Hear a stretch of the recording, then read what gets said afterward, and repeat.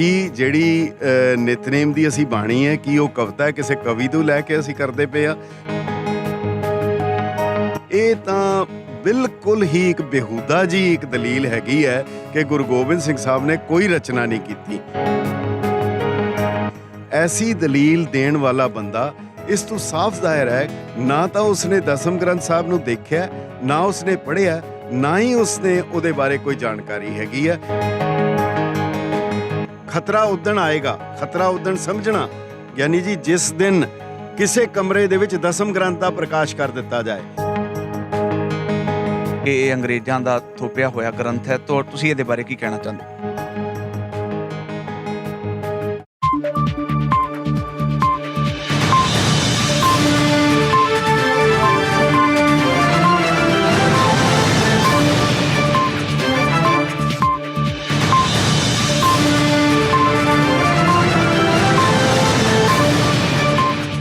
ਵਾਹਿਗੁਰੂ ਜੀ ਕਾ ਖਾਲਸਾ, ਵਾਹਿਗੁਰੂ ਜੀ ਕੀ ਫਤਿਹ। Programme 1 to 1 ਵੇਖ ਰਹੀਆਂ ਸਾਰੀਆਂ ਸੰਗਤਾਂ ਨੂੰ ਗੁਰੂ ਪਿਆਰੀ ਸਾਧ ਸੰਗਤ, ਅਸੀਂ ਅੱਜ ਇੱਥੇ ਦਸਮ ਗ੍ਰੰਥ ਦੇ ਸੰਬੰਧ ਅੰਦਰ ਕੁਝ ਗੱਲਬਾਤ ਕਰਾਂਗੇ, ਜਿਹਦੇ ਲਈ ਹਰੇਕ ਸੱਜਣ ਦੀ ਕੋਈ ਨਾ ਕੋਈ ਆਪਣੀ ਰਾਏ ਬਣੀ ਹੋਈ ਹੈ।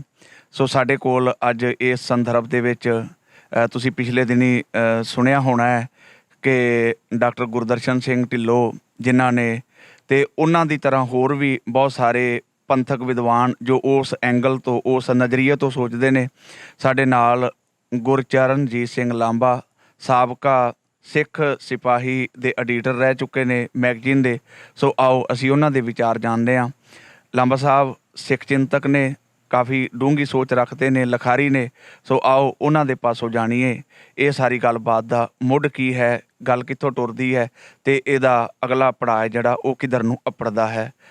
ਆਓ ਸਾਧ ਸੰਗਤ ਪੁੱਛਦੇ ਹਾਂ ਲਾਂਬਾ ਜੀ ਕੋਲੋਂ। ਹਾਂਜੀ ਗਿਆਨੀ ਜੀ, ਵਾਹਿਗੁਰੂ ਜੀ ਕਾ ਖਾਲਸਾ, ਵਾਹਿਗੁਰੂ ਜੀ ਕੀ ਫਤਿਹ। ਕਾਫੀ ਸਾਲ ਸੰਤ ਸਿਪਾਹੀ ਦੇ ਨਾਲ ਜਦੋਂ ਅਸੀਂ ਸੰਤ ਸਿਪਾਹੀ ਦੇ ਐਡੀਟਰ ਦੇ ਤੌਰ ਦੇ ਉੱਤੇ ਜਦੋਂ ਵਿਚਰੇ ਹਾਂ ਅਤੇ ਤਕਰੀਬਨ ਹਰ ਪੰਥਕ ਮਸਲੇ ਨੂੰ ਸ੍ਰੀ ਅਕਾਲ ਤਖਤ ਸਾਹਿਬ ਔਰ ਸਿੱਖ ਰਹਿਤ ਮਰਿਆਦਾ ਦੇ ਨਜ਼ਰੀਏ ਤੋਂ ਹੀ ਵਾਚਣ ਦੀ ਕੋਸ਼ਿਸ਼ ਕੀਤੀ ਹੈ।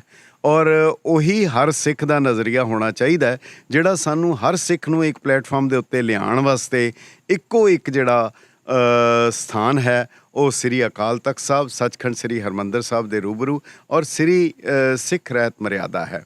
ਸੋ ਉਸ ਦੇ ਬਾਰੇ ਗਿਆਨੀ ਜੀ ਆਪ ਜੋ ਵੀ ਜਾਣਨਾ ਚਾਹੁੰਦੇ ਹੋ ਜਾਂ ਜੋ ਵੀ ਆਪ ਜੀ ਹੁਕਮ ਕਰੋਗੇ ਉਹਦੇ ਬਾਰੇ ਦੱਸ ਆਪਣੇ ਵਿਚਾਰ ਜ਼ਰੂਰ ਆਪਣਾ ਸਾਂਝੇ ਕਰੇਗਾ।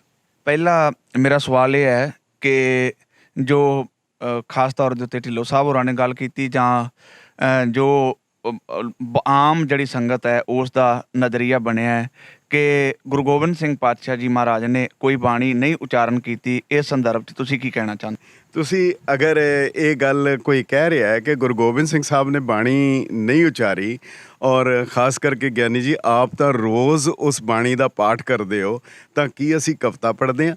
ਕਿ ਜਿਹੜੀ ਨਿਤਨੇਮ ਦੀ ਅਸੀਂ ਬਾਣੀ ਹੈ ਕਿ ਉਹ ਕਵਿਤਾ ਹੈ ਕਿਸੇ ਕਵੀ ਤੋਂ ਲੈ ਕੇ ਅਸੀਂ ਕਰਦੇ ਪਏ ਹਾਂ?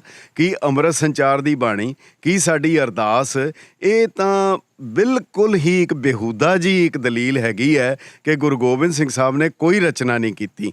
ਐਸੀ ਦਲੀਲ ਦੇਣ ਵਾਲਾ ਬੰਦਾ ਇਸ ਤੋਂ ਸਾਫ਼ ਜ਼ਾਹਿਰ ਹੈ ਨਾ ਤਾਂ ਉਸਨੇ ਦਸਮ ਗ੍ਰੰਥ ਸਾਹਿਬ ਨੂੰ ਦੇਖਿਆ, ਨਾ ਉਸਨੇ ਪੜ੍ਹਿਆ, ਨਾ ਹੀ ਉਸਨੇ ਉਹਦੇ ਬਾਰੇ ਕੋਈ ਜਾਣਕਾਰੀ ਹੈਗੀ ਹੈ ਕਿ ਜਿਹੜਾ ਸ੍ਰੀ ਦਸਮ ਗ੍ਰੰਥ ਸਾਹਿਬ ਹੈ ਉਹ ਸਿੱਖ ਜੀਵਨ ਜਾਂਚ ਦਾ ਰੋਜ਼ਮर्रा ਦਾ ਇੱਕ ਅਹਿਮ ਅੰਗ ਹੈ। ਉਸ ਦੇ ਵਿੱਚੋਂ ਹਰਿਮੰਦਰ ਸਾਹਿਬ ਦੇ ਵਿੱਚ ਹੁਕਮਨਾਮਾ ਲੈਣ ਲੱਗਿਆਂ ਵੀ ਇਸੇ ਦੇ ਉੱਤੋਂ ਹੀ ਸਾਰਾ ਕੁਛ ਆਉਂਦਾ ਹੈ।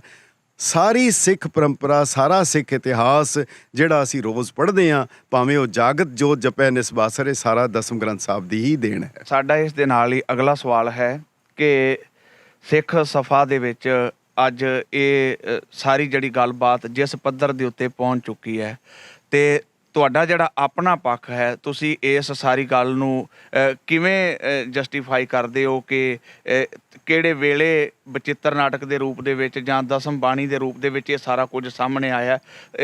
ਤੁਸੀਂ ਬਹੁਤ ਸਟੱਡੀ ਕੀਤੀ ਹੈ ਇਸ ਵਿਸ਼ੇ ਦੇ ਉੱਤੇ, ਅਤੇ ਸਾਨੂੰ ਇਹਦੇ ਬਾਰੇ ਜ਼ਰੂਰ ਜਾਣਕਾਰੀ ਦਿਓ।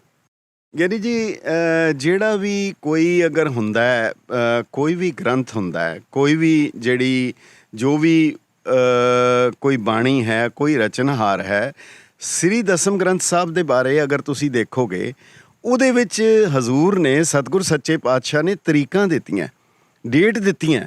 ਉਹਦੇ 'ਚ ਡੇਟ ਹੈ ਸੰਮਤ 17 ਸਹਿਸ ਮਣਿਜੇ ਅਰ ਸਹਿਸ ਫੁੰਤੀਨ ਕਹੀਜੇ ਭਾਦਰਵ ਸੁਦੀ ਸਪਤਮੀ ਰਵਿਵਾਰਾ। ਉਹ ਡੇਟਾਂ ਦਿੱਤੀਆਂ, ਕਿਹੜੀ ਜਗ੍ਹਾ 'ਤੇ ਲਿਖੀ ਹੈ। ਤੀਰ ਸੁਤਦਰਵ ਗ੍ਰੰਥ ਉਚਾਰਾ, ਉਹ ਉਹਨਾਂ ਨੇ ਰਚੀ ਹੈ। ਗੁਰੂ ਦਸਮ ਗ੍ਰੰਥ ਸਾਹਿਬ ਦੀ ਰਚਨਾ ਜਦੋਂ ਸੰਪੂਰਨ ਕਰਦੇ ਆ ਤਾਂ ਵੀ ਉਹਦਾ ਜ਼ਿਕਰ ਕਰਦੇ ਆ। ਆਰੰਭਤਾ ਦੇ ਵਿੱਚ ਘੱਟੋ ਘੱਟ 10 ਜਗ੍ਹਾ ਦੇ ਉੱਤੇ ਸ੍ਰੀ ਦਸਮ ਗ੍ਰੰਥ ਸਾਹਿਬ ਦੇ ਵਿੱਚ ਤਰੀਕਾਂ ਦਿੱਤੀਆਂ ਹੋਈਆਂ। ਔਰ ਉਸ ਗ੍ਰੰਥ ਦੇ ਵਿੱਚ ਗੁਰੂ ਸਾਹਿਬ ਜਿਹੜੇ ਲਿਖ ਰਹੇ ਆ, ਉਹਦੇ ਵਿੱਚ ਉੱਤਮ ਪੁਰਸ਼ ਜਿਹਨੂੰ ਸੰਸਕ੍ਰਿਤ ਜਿਹਨੂੰ ਵਿਆਕਰਣ ਵਿੱਚ ਕਿਹਾ ਜਾਂਦਾ ਹੈ, ਉਹ ਕਿਹਾ ਜਾਂਦਾ ਹੈ ਕਿ ਮੈਂ ਜਿਹੜਾ ਫਸਟ ਪਰਸਨ ਦੇ ਵਿੱਚ ਅਬ ਮੈਂ ਆਪਣੀ ਕਥਾ ਬਖਾਨੋ ਤਾਤ ਮਾਤ ਮੁਰ ਅਲਖ ਅਰਾਧਾ ਤਹੀ ਪ੍ਰਕਾਸ਼ ਹਮਾਰਾ ਭਇਓ। ਇਹ ਸਾਰੀਆਂ ਗੱਲਾਂ ਇਹ ਬਾਅਦ ਵਿੱਚ ਲਿਖਣ ਵਾਲਾ ਨਹੀਂ ਲਿਖ ਸਕਦਾ, ਉਸ ਵੇਲੇ ਤੇ ਉਹਨਾਂ ਤੋਂ ਪਹਿਲੇ ਨਹੀਂ ਲਿਖ ਸਕਦਾ। ਇਹਦਾ ਮਤਲਬ ਹੈਗਾ ਹੈ ਕਿ ਇਹ ਗੁਰੂ ਗੋਬਿੰਦ ਸਿੰਘ ਸਾਹਿਬ ਦੇ ਵੇਲੇ ਇਹਦੀ ਰਚਨਾ ਹੋਈ ਹੈ। ਔਰ ਸਭ ਤੋਂ ਵੱਡੀ ਗਵਾਹੀ ਇਸ ਦੀ ਜਿਹੜੀ ਹੈ, ਉਹ ਕੇਸਰ ਸਿੰਘ ਛਿੱਬਰ ਜਿਹੜਾ ਗੁਰੂ ਸਾਹਿਬ ਦਾ ਸਮਕਾਲੀ ਹੈ, ਉਸਨੇ ਲਿਖਿਆ। ਕਹਿੰਦਾ ਕਿ ਜਦੋਂ ਅਸੀਂ ਦਰਬਾਰ ਵਿੱਚ ਗਏ ਤਾਂ ਉੱਥੇ ਦਸਮ ਬਾਣੀ ਦੇ ਗੁਰੂ ਗੋਬਿੰਦ ਸਿੰਘ ਸਾਹਿਬ ਦੀ ਬਾਣੀ ਦੇ ਵੀ ਗ੍ਰੰਥ ਸੀ।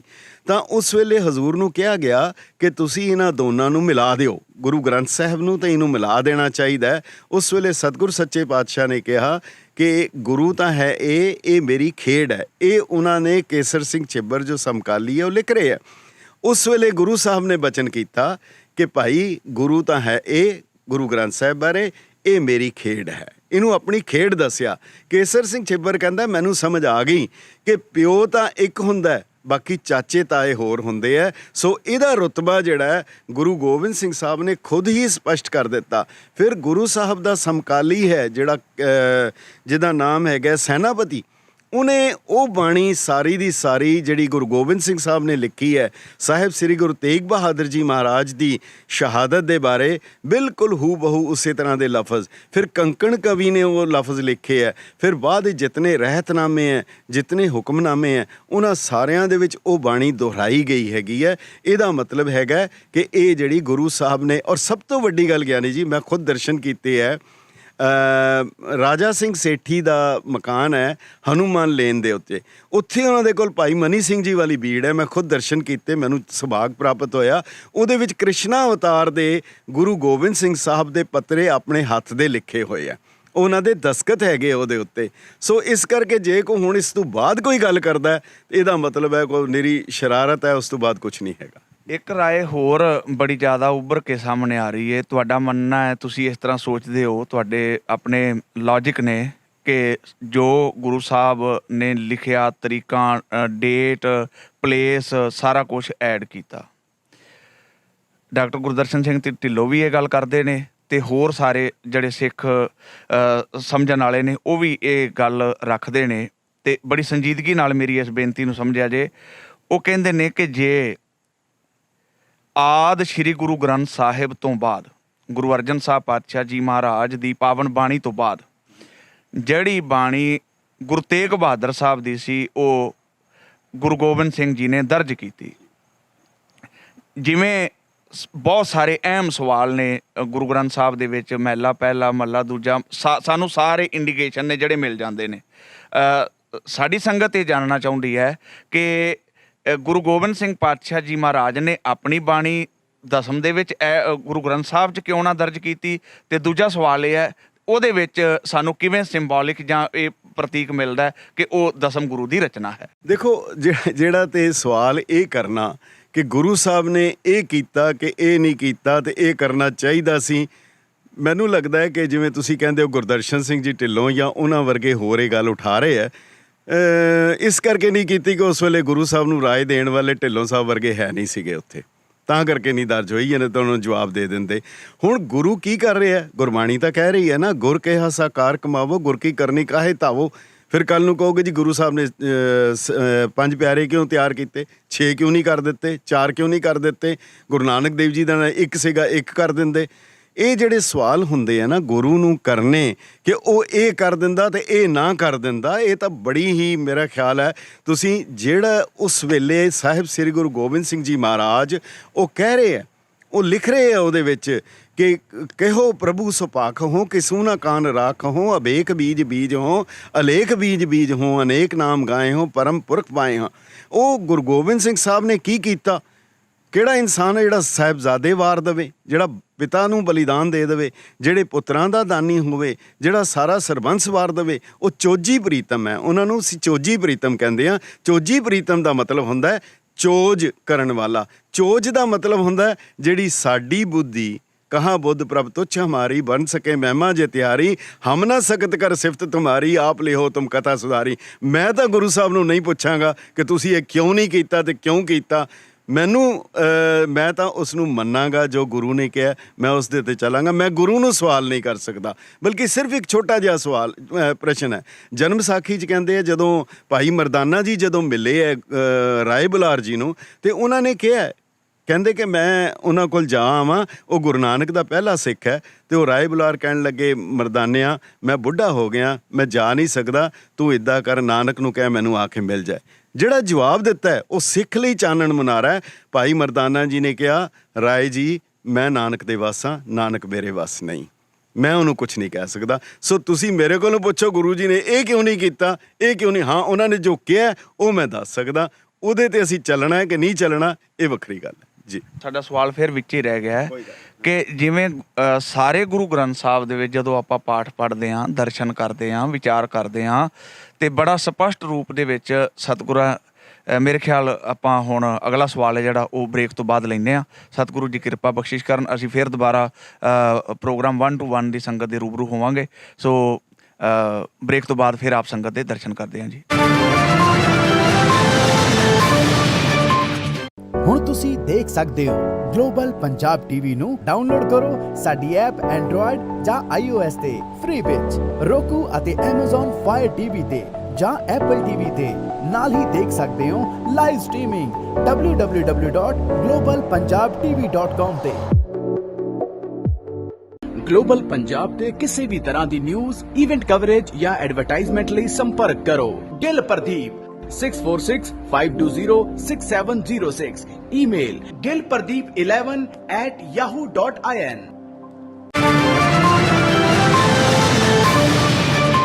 ਬ੍ਰੇਕ ਤੋਂ ਬਾਅਦ ਪ੍ਰੋਗਰਾਮ 1 to 1 ਦੇ ਵਿੱਚ ਆਪ ਜੀ ਦਾ ਫਿਰ ਸਵਾਗਤ ਹੈ।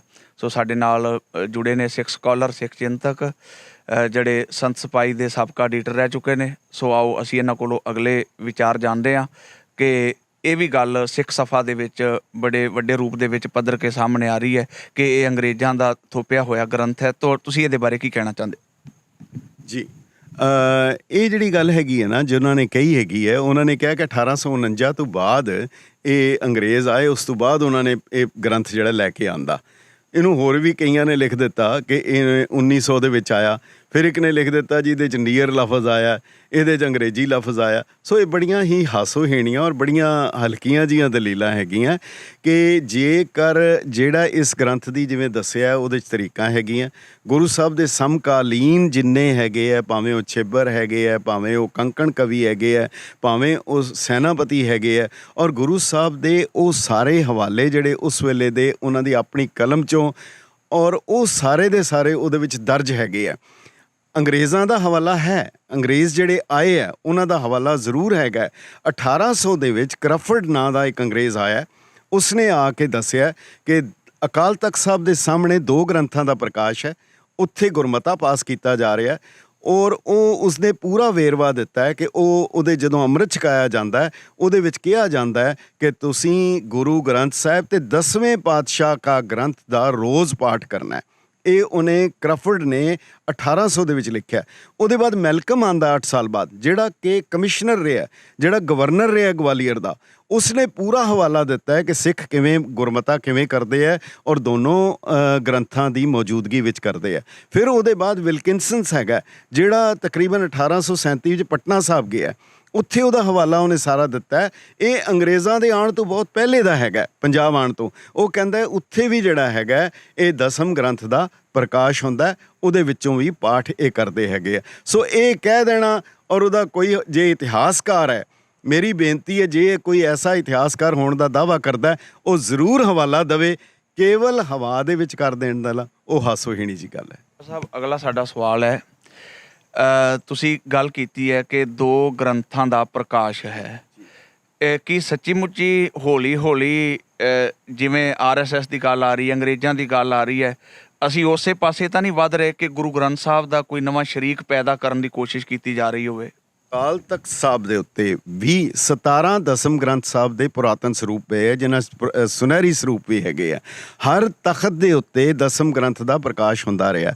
ਈਵਨ ਜਦੋਂ ਵੀ ਥਾਂ ਥਾਂ ਦੇ ਉੱਤੇ ਦਸਮ ਬਾਣੀ ਦਾ ਪ੍ਰਕਾਸ਼ ਰੋਜ਼ ਹੁੰਦਾ, ਪਰ ਕਿਧਰੇ ਵੀ ਕਿਸੇ ਜਗ੍ਹਾ ਦੇ ਵਿੱਚ ਵੀ ਸਾਰੀ ਦੁਨੀਆ ਦੇ ਵਿੱਚ ਕਿੱਥੇ ਵੀ ਹੈਗਾ, ਕਿਸੇ ਵੀ ਗੁਰਦੁਆਰੇ ਦੇ ਵਿੱਚ ਸਿੱਖ ਰਹਿਤ ਮਰਿਆਦਾ ਵਿੱਚ ਵੀ ਸਪਸ਼ਟ ਤੌਰ ਦੇ ਉੱਤੇ ਅੰਕਿਤ ਹੈ ਕਿ ਚੰਵਰ ਛਤਰ ਦੇ ਮਾਲਕ ਜਿਹੜਾ ਗੁਰਦੁਆਰੇ ਦੇ ਵਿੱਚ ਮੁੱਖ ਪ੍ਰਕਾਸ਼ ਹੈਗਾ, ਤਖਤਾਂ ਨੂੰ ਛੱਡ ਕੇ ਉਹ ਸਾਹਿਬ ਸ੍ਰੀ ਗੁਰੂ ਗ੍ਰੰਥ ਸਾਹਿਬ ਦਾ ਪ੍ਰਕਾਸ਼ ਹੁੰਦਾ ਹੈ। ਸ੍ਰੀ ਅਕਾਲ ਤਖਤ ਸਾਹਿਬ, ਕੇਸਗੜ੍ਹ ਸਾਹਿਬ, ਪਟਨਾ ਸਾਹਿਬ, ਹਜ਼ੂਰ ਸਾਹਿਬ, ਦਮਦਮਾ ਸਾਹਿਬ, ਤੁਹਾਡੇ ਸਾਹਮਣੇ ਅਕਾਲ ਤਖਤ ਸਾਹਿਬ ਦਰਸ਼ਨ ਕਰੋਗੇ, ਸਾਹਮਣੇ ਸਿੰਘਾਸਨ ਦੇ ਉੱਤੇ ਗੁਰੂ ਗ੍ਰੰਥ ਸਾਹਿਬ ਦਾ ਪ੍ਰਕਾਸ਼ ਨਹੀਂ ਹੈ, ਉੱਥੇ ਸ਼ਸਤਰਾਂ ਦਾ ਪ੍ਰਕਾਸ਼ ਹੈ। ਉਹ ਗੁਰੂ ਗੋਬਿੰਦ ਸਿੰਘ ਸਾਹਿਬ ਦੇ ਸਥਾਨ ਹੈ, ਉਹਨਾਂ ਦੇ ਨਾਲ ਥੱਲੇ ਗੁਰੂ ਗ੍ਰੰਥ ਸਾਹਿਬ ਦਾ ਪ੍ਰਕਾਸ਼ ਹੈ।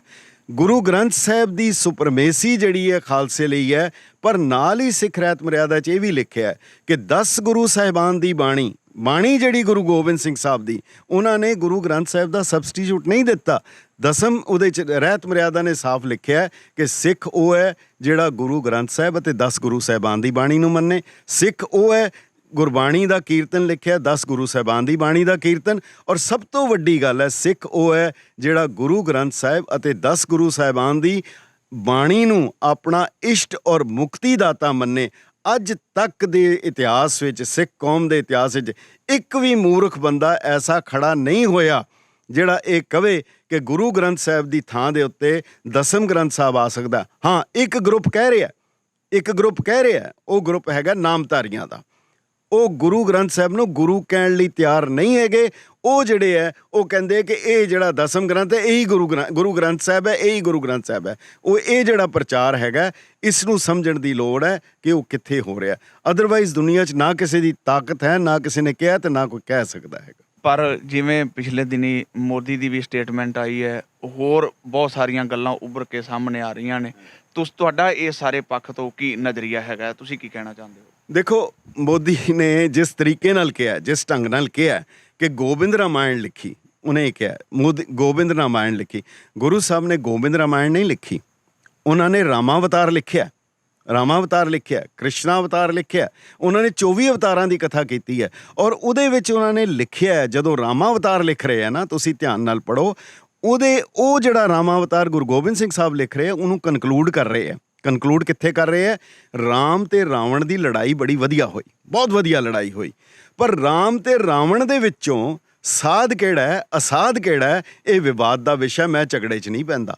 ਗੁਰੂ ਸਾਹਿਬ ਕਹਿ ਰਹੇ ਸਾਧ ਅਸਾਧ ਜਾਨੋ ਨਹੀਂ, ਬਾਤ ਸੁਬਾਦ ਵਿਵਾਦ, ਗ੍ਰੰਥ ਸਕਲ ਪੂਰਨ ਕੀ ਹੋ ਭਗਵਤ ਕਿਰਪਾ ਪ੍ਰਸਾਦ। ਅਗਲੀ ਲਾਈਨ ਹੈ, ਸਵਈਆ ਪਾਏ ਗਏ ਜਬ ਤੇ ਤੁਮਰੇ ਤਬ ਤੇ कहूँ आँख तेरे नहीं आन्यो, राम रहीम पुराण कुरान अनेक कहें मत एक न मान्यो, सीरियस पान किरपा तुमरी कर मैं न कहो सब तोहे बखान्यो। जे कृष्णा अवतार लिख रहे हैं, कह रहे हैं मैं न गणेशे प्रथम मनाऊँ, कृष्ण विष्ण कबहू नहीं त्याऊँ। जेकर शिव की गल कर रहे हैं तो ਉਹਦੇ ਵਿੱਚ ਕਹਿ ਰਹੇ ਹੈ एक शिव भय एक गए एक फेर भोए। ਉਹਦੇ 'ਚ ਕਹਿ ਰਹੇ ਹੈ ਦੇਵ ਦੇਵਤਾਨ ਕੋ ਮਹੇਸ਼ ਗੰਗਧਾਨ ਕੋ, ਜਿਹਨੇ ਸਿਰ 'ਚ ਗੰਗਾ ਧਾਰਨ ਕੀਤੀ, ਜਿਹਨੂੰ ਸ਼ਿਵ ਕਹੀ ਜਾਂਦੇ, ਉਹਦਾ ਮਹੇਸ਼ ਵਾਹਿਗੁਰੂ ਹੈਗਾ। ਉਹ ਤਾਂ ਕਹਿ ਰਹੇ ਹੈ ਸ਼ਿਵ ਦੀ ਪੂਜਾ ਕਰਨ ਵਾਲੇ ਕਹਿ ਰਹੇ ਹੈ, ਕਹਿੰਦੇ ਮਾਟੀ ਕੇ ਲਿੰਗ ਬਣਾਏ ਕੇ ਪੂਜਤ ਤੋ ਮੈਂ ਕਹੋ ਤੁਮ ਕਾਸਿਤ ਪਾਈ, ਜੋ ਨਿਰਜੋਤ ਭਇਓ ਜਗ ਭੀਤਰ ਤਾਹੀ ਕੇ ਆਗੇ ਲੈ ਜੋਤ ਜਗਾਈ। ਜੇ ਤੁਹਾਨੂੰ ਇਹ ਖਦਸ਼ਾ ਨਾ, ਜਿਹੜੇ ਬੰਦੇ ਇਹਨੂੰ ਹੱਥ ਲਾ ਕੇ ਕਹਿ ਦੇਣਗੇ ਕਿ ਇਹ ਹੈਗਾ, ਉਹਨਾਂ ਨੂੰ ਇੱਕ ਓਪਨ ਜੀ ਤੁਸੀਂ ਬੇਨਤੀ ਕਰੋ ਕਿ ਇਹ ਜਿਹੜੀ ਦਸਮ ਪਾਤਸ਼ਾਹ ਦੀ ਬਾਣੀ ਹੈ, ਰਾਮਾ ਅਵਤਾਰ ਹੈ, ਕ੍ਰਿਸ਼ਨਾ ਅਵਤਾਰ ਹੈ, 24 ਅਵਤਾਰ ਹੈ, ਇਹ ਇੱਕ ਵਾਰ ਉਹਨੂੰ ਛਾਪ ਦੇਣ ਆਪਣੇ ਸਰਕਾਰੀ ਪੱਧਰ ਦੇ ਉੱਤੇ ਕਿ ਇਹ ਗੁਰੂ ਗੋਬਿੰਦ ਸਿੰਘ ਸਾਹਿਬ ਦੀ ਹੈਗੀ ਹੈ। ਉਹਦੇ ਵਿੱਚ ਗੁਰੂ ਗੋਬਿੰਦ ਸਿੰਘ ਸਾਹਿਬ ਦਾ ਸਾਰੇ ਦਾ ਸਾਰਾ ਆਸ਼ਾ ਜਿਹੜਾ, ਇੱਕ ਛੋਟਾ ਜਿਹਾ ਨੁਕਤਾ ਤੁਸੀਂ ਦੇਖੋ, ਹਿੰਦੂ ਸੰਸਕ੍ਰਿਤੀ ਦੇ ਵਿੱਚ ਹੈਗਾ ਕਿ ਜਦੋਂ ਧਰਤੀ ਨੂੰ ਲੋੜ ਪੈਂਦੀ ਹੈ ਤਾਂ ਉਹ ਧਰਤੀ ਪੁਕਾਰ ਕਰਦੀ ਹੈ, ਵਿਸ਼ਨੂੰ ਅਵਤਾਰ ਧਾਰਦਾ। ਗੁਰੂ ਸਾਹਿਬ ਨੇ ਉਸ਼ਟ ਲਸ਼ਟਿਕਾ ਅਲੰਕਾਰ ਹੁੰਦਾ ਹੈ ਕਿ ਊਂਠਾਂ ਵਾਲੇ ਲੱਕੜਾਂ ਲੱਦ ਕੇ ਲਿਜਾਂਦੇ ਆ, ਜਦੋਂ ਊਂਠ ਰੁਕ ਜਾਣ ਇੱਕ ਲੱਕੜ ਖਿੱਚਦੇ ਆ, ਠੋਕਦੇ ਆ, ਫਿਰ ਲੱਕੜ ਵਾਪਸ ਪਾ ਦਿੰਦੇ। ਗੁਰੂ ਸਾਹਿਬ ਨੇ ਇਹਨਾਂ ਦੀਆਂ ਕਹਾਣੀਆਂ ਕੱਢੀਆਂ, ਉਹਦੇ 'ਚ ਲਿਖਿਆ ਕਿ ਧਰਤੀ ਨੇ ਪੁਕਾਰ ਕੀਤੀ, ਵਿਸ਼ਨੂੰ ਕੋਲ ਗਈ। ਹਿੰਦੂਇਜ਼ਮ ਵਿੱਚ ਵਿਸ਼ਨੂੰ ਆ ਜਾਂਦਾ ਥੱਲੇ, ਪਰ ਉੱਥੇ ਨਹੀਂ ਆਉਂਦਾ। ਉੱਥੇ ਵਿਸ਼ਨੂੰ ਕਹਿੰਦਾ ਆਓ ਕਾਲ ਪੁਰਖ ਕੋਲ ਚੱਲੀਏ, ਵਾਹਿਗੁਰੂ ਕੋਲ ਚੱਲੀਏ। ਵਾਹਿਗੁਰੂ ਦੇ ਆਦੇਸ਼ ਦੇ ਉੱਤੇ ਤੁਸੀਂ ਰੋਜ਼ ਪੜ੍ਹਦੇ ਹੋ काल पाए ब्रह्मा बवधारा, काल पाए शिवजू अवतारा, काल पाए कर बिशन प्रगासा, गोकुल चंद नारंग आर्या समाजी है, एंटी सिख है। मगर वो की लिख रहा है, वो कहता है कि मैं हैरान हाँ कि हिंदू मानसिकता दे विच कृष्ण और राम ਨੂੰ ਡਿਵਿਨਿਟੀ ਸੀ, ਭਗਵਾਨ ਕਰਕੇ ਮੰਨਿਆ ਜਾਂਦਾ। ਗੁਰੂ ਨਾਨਕ ਦੇਵ ਜੀ ਨੇ ਉਹਨਾਂ ਨੂੰ ਧਰਤੀ ਦੇ ਉੱਤੇ ਲੈ ਆਂਦਾ। ਉਹਨਾਂ ਨੇ ਕਿਹਾ ਕਿ ਇਹ ਰੋਵੇ ਰਾਮ ਨਿਕਾਲਾ ਭਇਆ ਆਮ ਇਨਸਾਨ। ਪਰ ਗੁਰੂ ਗੋਬਿੰਦ ਸਿੰਘ ਸਾਹਿਬ ਨੇ ਕੀ ਕੀਤਾ? ਕਹਿੰਦੇ ਰਾਮ ਔਰ ਕ੍ਰਿਸ਼ਨ ਵਰਗੇ ਕਰੋੜਾਂ ਕੀੜੇ ਵਾਹਿਗੁਰੂ ਨੇ ਪੈਦਾ ਕੀਤੇ। ਕਿਤੇ ਕ੍ਰਿਸ਼ਨ ਸੇ ਕੀਟ ਕੋਟੇ ਬਣਾਏ। ਉਹਨਾਂ ਕਿਸੇ ਵੀ ਦੇਵੀ ਦੇਵਤਾ ਪੀਰ ਪੈਗੰਬਰ ਜਿੰਨੇ, ਈਵਨ ਔਰੰਗਜ਼ੇਬ ਦੀ ਵੀ ਉਹਨਾਂ ਨੇ ਇਤਿਹਾਸ ਲਿਖਦਿਆਂ ਉਹਨਾਂ ਦੀ ਉਸਤਤ ਕੀਤੀ ਹੈ ਕਈ ਥਾਵਾਂ ਦੇ ਉੱਤੇ, ਪਰ ਉਹਨਾਂ ਨੇ ਸਤੁਤੀ ਨਹੀਂ ਕੀਤੀ। ਸਤੁਤੀ ਕਰੀ ਹੈ ਉਹਨਾਂ ਨੇ ਸਾਫ਼ ਕਿਹਾ ਏਕ ਬਿਨਾ ਮਨ ਨੈਕ ਨ ਆਨੇ। ਕਾਫੀ ਕੁਝ ਇਸ ਗੱਲ ਤੋਂ ਸਾਨੂੰ ਸਮਝ ਆਇਆ ਹੈ, ਪਰ ਮੇਰਾ ਅਖੀਰਲਾ ਸਵਾਲ ਹੈ, ਮੈਂ ਵਾਰ-ਵਾਰ ਇਸੇ ਗੱਲ ਦੇ ਉੱਤੇ ਫੋਕਸ ਕਰ ਰਿਹਾ ਕਿ ਤੁਸੀਂ ਪਹਿਲਾਂ ਵੀ ਆਪਣੀ ਗੱਲ ਦੇ ਵਿੱਚ ਇਹ ਗੱਲ ਕਹੀ ਹੈ ਕਿ ਗੁਰੂ ਗ੍ਰੰਥ ਸਾਹਿਬ ਦਾ ਹੀ ਪ੍ਰਕਾਸ਼ ਹੈ। ਜਿਹੜਾ ਚੌਰ ਸਾਹਿਬ ਹੈ, ਹੁਕਮਨਾਮਾ ਹੈ, ਚੰਦੋਆ ਸਾਹਿਬ ਹੈ, ਉਹ ਗੁਰੂ ਗ੍ਰੰਥ ਸਾਹਿਬ ਦੇ ਲਈ ਰਾਖਵਾਂ ਹੈ। ਮੈਂ ਜਿਹੜਾ ਸਾਡੇ ਚੈਨਲ ਦੇ ਜਿਹੜੀ ਸੰਗਤ ਤੋਂ ਆਪ ਜੀ ਨੂੰ ਸਰਵਣ ਕਰ ਰਹੀ ਹੈ, ਮੈਂ ਆਪ ਜੀ ਦੇ ਪੱਖ ਤੋਂ ਜਾਣਨਾ ਚਾਹੁੰਦਾ ਕਿ ਗਹਿਰਾਈ ਦੇ ਨਾਲ, ਲੰਮੇਰੀ ਨਿਗਾਹ ਦੇ ਨਾਲ ਜੇ ਅਸੀਂ ਵਾਚੀਏ ਤੇ ਕੁਝ ਲੋਕ ਕਿਸ ਪੱਧਰ ਤੇ ਉਹਨੂੰ ਪ੍ਰਮੋਟ, ਕਿ ਤੁਸੀਂ ਕੀ ਸਮਝਦੇ ਹੋ ਕਿ ਗੁਰੂ ਗ੍ਰੰਥ ਸਾਹਿਬ ਦੇ ਤੁਲ ਜਾਂ ਸਿੱਖ ਮਾਨਸਿਕਤਾ ਦੇ ਵਿੱਚ ਜਿਹੜਾ ਅਦਬ ਗੁਰੂ ਗ੍ਰੰਥ ਸਾਹਿਬ ਦਾ ਹੈ, ਕੀ ਉਹ ਕੋਈ ਹੋਰ ਲੈ ਸਕਦਾ ਹੈ? ਇਹਦੇ 'ਚ ਇੱਕ ਛੋਟਾ ਜਿਹਾ ਜਵਾਬ ਹੈ ਕਿ ਜਿਹੜੇ ਦਸਮ ਗ੍ਰੰਥ ਦਾ ਪਾਠ ਕਰਦੇ ਹੈ ਨਾ, ਪ੍ਰਕਾਸ਼ ਕਰਕੇ ਜਿਹੜਾ ਪਾਠ ਕਰਨਾ ਹੈ, ਕਿਉਂਕਿ ਗ੍ਰੰਥ ਹੈ ਵੱਡਾ 1428 ਪੰਨੇ ਦਾ, ਜੇ ਉਸ ਦਾ ਪਾਠ ਕਰਨਾ ਹੈ ਕੁਦਰਤੀ ਤੌਰ 'ਤੇ ਹੱਥ 'ਚ ਫੜ ਕੇ ਕਿਤਾਬ ਡਾਇਰੀ ਵੰਗਣ ਨਹੀਂ ਹੋਏਗਾ ਕਿ ਮੈਂ ਪੜ੍ਹ ਕੇ ਕਰ ਲਵਾਂ। ਉਹਦੇ ਲਈ ਨੈਚੁਰਲੀ ਉਸ ਦਾ ਪੰਘੂੜਾ ਹੋਏਗਾ, ਉਹਦੇ 'ਤੇ ਰੁਮਾਲਾ ਹੋਏਗਾ। ਜੇ ਜਾਪ ਸਾਹਿਬ ਗੁਟਕੇ ਦੇ ਵਿੱਚ ਹੈਗਾ, ਉਹਦਾ ਵੀ ਅਦਬ ਕੀਤਾ ਜਾਂਦਾ। ਸਵਈਏ ਦਾ, ਅਰਦਾਸ ਦਾ, ਬਾਣੀ ਦਾ ਅਦਬ ਹੈ, ਕਿਉਂਕਿ ਜਦ ਗੁਰੂ ਸਾਹਿਬਾਨ ਦੀ ਬਾਣੀ ਹੈ। ਹੁਣ ਇੱਕ ਚੀਜ਼ ਹੈ, ਖਤਰਾ ਉਦਣ ਆਏਗਾ, ਖਤਰਾ ਉਦਣ ਸਮਝਣਾ ਗਿਆਨੀ ਜੀ, ਜਿਸ ਦਿਨ ਕਿਸੇ ਕਮਰੇ ਦੇ ਵਿੱਚ ਦਸਮ ਗ੍ਰੰਥ ਦਾ ਪ੍ਰਕਾਸ਼ ਕਰ ਦਿੱਤਾ ਜਾਏ, ਇਹਦਾ ਮਤਲਬ ਹੋ ਗਿਆ ਕਿ ਇਹ ਉਹਦੇ ਬਰਾਬਰ ਹੋ ਗਿਆ, ਮੁਕਾਬਲੇ 'ਤੇ ਉੱਤੇ ਆ ਗਿਆ ਕਿ ਹੁਣ ਉਹਨੂੰ ਮੱਥਾ ਟੇਕਣਗੇ। ਦਸਮ ਗ੍ਰੰਥ ਦਾ ਪ੍ਰਕਾਸ਼ ਕਰਨ ਦੀ ਮਰਿਆਦਾ ਹੈ ਗੁਰੂ ਗ੍ਰੰਥ ਸਾਹਿਬ ਦੀ ਹਾਜ਼ਰੀ ਦੇ ਵਿੱਚ ਇਹਦਾ ਪਾਠ ਕੀਤਾ ਜਾਏ। ਯਾਨੀ ਬਾਪ ਦੀ ਹਾਜ਼ਰੀ ਦੇ ਵਿੱਚ ਕੋਈ ਵੀ ਬੱਚਾ ਜਿਹੜਾ ਪੜ੍ਹ ਰਿਹਾ, ਗੁਰੂ ਗ੍ਰੰਥ ਸਾਹਿਬ ਦੀ ਹਾਜ਼ਰੀ ਦੇ ਬਿਨਾਂ ਇਹਦਾ ਪ੍ਰਕਾਸ਼ ਹੋ ਹੀ ਨਹੀਂ ਸਕਦਾ। ਇਸ ਕਰਕੇ ਇਹ ਬਿਲਕੁਲ ਇਹਦੇ 'ਤੇ ਕਲਗੀਆਂ ਵਾਲਾ ਸਮਰੱਥ ਹੈ। ਜੇ ਆਪਣੇ ਬਾਣੇ ਦਾ, ਆਪਣੀ ਬਾਣੀ ਦਾ, ਆਪਣੇ ਖਾਲਸੇ ਦਾ ਉਹਨਾਂ ਦਾ ਹੁਕਮ ਹੈ ਕਿ ਪੰਥ ਖਾਲਸਾ ਖੇਤੀ ਮੇਰੀ ਹੋਂ ਸੰਭਾਲ ਕਰੋ ਤਿਸ ਕੇਰੀ ਜੀ। ਸੋ ਇਹ ਸਨ ਲਾਂਬਾ ਜੀ ਜਿਨ੍ਹਾਂ ਦੇ ਵਿਚਾਰ ਆਪ ਜੀ ਨੇ ਸਰਵਣ ਕੀਤੇ ਨੇ। ਸੋ ਅਸੀਂ ਅਰਦਾਸ ਕਰਦੇ ਹਾਂ ਸੱਚੇ ਪਾਤਸ਼ਾਹ ਜੀ ਮਹਾਰਾਜ ਦੇ ਸਨਮੁਖ ਕਿ ਜਿਸ ਹਾਲਾਤ ਦੇ ਵਿੱਚ ਅੱਜ ਕੌਮ ਪਸਰ ਰਹੀ ਹੈ, ਅਸੀਂ ਆਪਣੀ ਜਿਹੜੀ ਗੁਰਮਤਿ ਗਾਡੀ ਰਾਹ ਦੇ ਪਾਂਡੀ ਬਣ ਕੇ ਇਸ ਗੱਡੀ ਨੂੰ ਕਿਤੇ ਕਿਨਾਰੇ ਲਾ ਸਕਾਂਗੇ। ਇੰਨਾ ਕੁਝ ਕਹਿੰਦਾ ਹੋਇਆ ਦਾਸਰੇ ਖਿਮਾ ਜਾਚਨਾ ਕਰਦੇ ਨੇ।